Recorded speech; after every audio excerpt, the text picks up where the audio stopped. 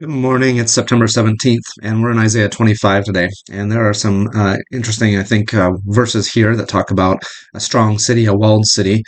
And that's something that we don't really experience here in the United States very much. But in ancient times, a walled city was the place where everyone would go for refuge when there was the threat of an invasion, or if there was a marauding band out on the loose. And so what they would do is they would normally live out in their fields with their sheep, or in their vineyards, or near their trees, so that they could protect them and care for them. And they'd often be somewhat distant from the walled city. But then when they knew that danger was coming, they would gather as much as they could and bring it within the walls of that city. So it wasn't a place that most people lived.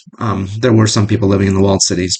But it was a definite image that would have been familiar to the people of Isaiah's day, especially as they saw the approaching armies of Assyria and Babylon. They would recognize that it's important to have a walled city where you can take refuge in that time of need. And so Isaiah uses that as an image here. He says in verse 20, or chapter 26, verse 1, "In that day, this song will be sung in the land of Judah. We have a strong city. God makes salvation its walls and ramparts. Open the gates that the righteous nation may enter, the nation that keeps faith. You will keep in perfect peace those whose minds are steadfast, because they trust in you. Trust in the Lord forever, for the Lord himself, is the rock eternal. He humbles those who dwell on high.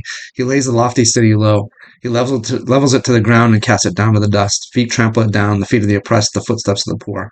The path of the righteous is level. You, the upright one, make the way of the righteous smooth."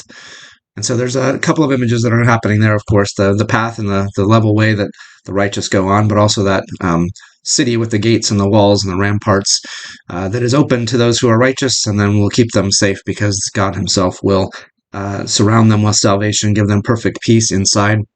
They don't have to worry about the invasions of the world around them. They are dwelling in security in that fortress of God's salvation and his strong city that he has built for them to keep them secure.